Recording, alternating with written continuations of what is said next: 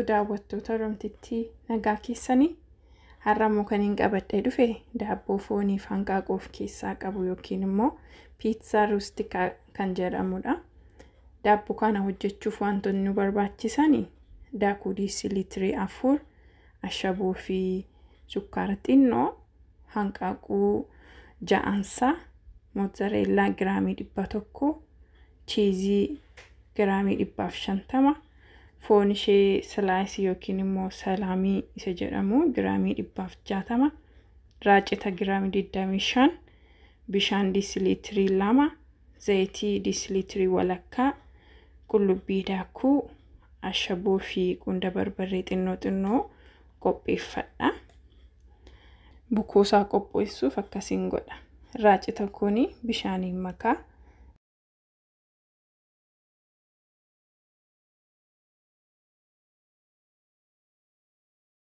Isa booddee daakuuf zayitiitti naquun daqiiqaa 5 bukeessaa. Isin yoo maashinii hin qabaanne harkaan bukeessuu dandeessu. Yeroo isaa gabaabsuuf garuu maashiniitti bukeessaa.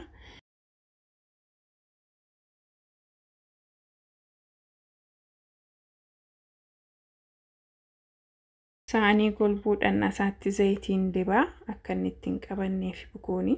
Bukoon bukeessetti dabarsuun hamma inni bukaa'utti ni qadaadee kaa'a.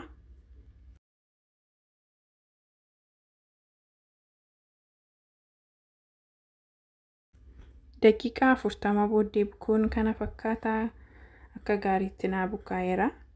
Akka qaqqabachuuf yookaan immoo bukoon qodaattis harka koottis akka inni naan qaqqabannee fi daakuun jalatti firfirsaa.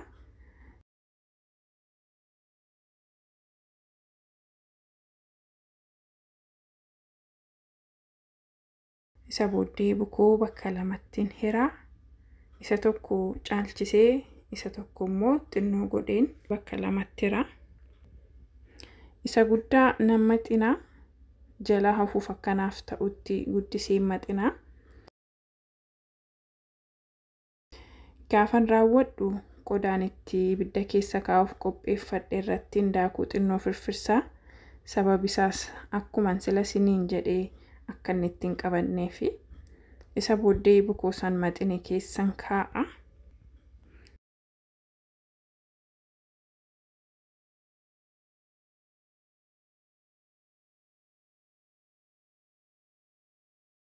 Bukoo xinnoo san hambise san ammoo maxineen qopheessadha.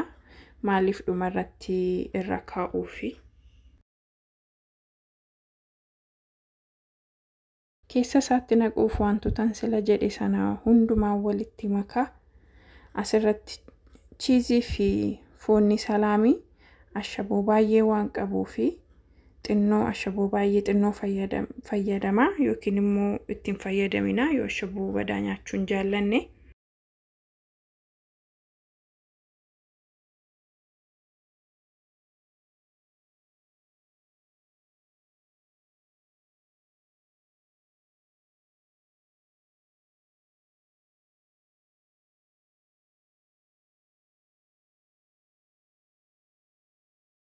Isa booddee asitti naqaa.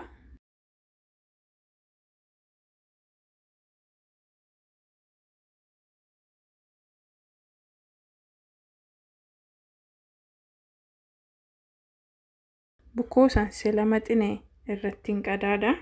Akka gadi hin baaneef akka gadi hin nammineef akkasumas miidhagsuuf fiixeesaa yookiin naannoosaa naannesseen akkasittiin tottolcha.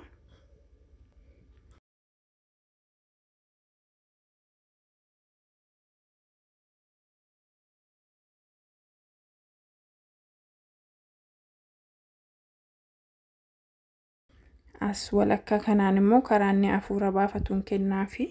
Gaafa bilchaatee ba'u akka culuqqisuuf yookiin immoo akka hin daalachuufneef hanqaaquu waliin makeen irratti dibaa naannessee irra keessa isaatti.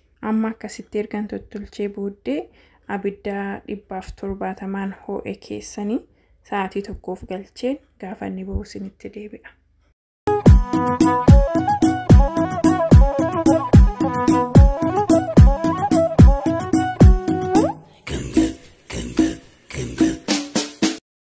sa'aatii tokko abidda keessa ture, sa'aatii tokko immoo lafa taa'ee qabbanaa'ee kana fakkaata.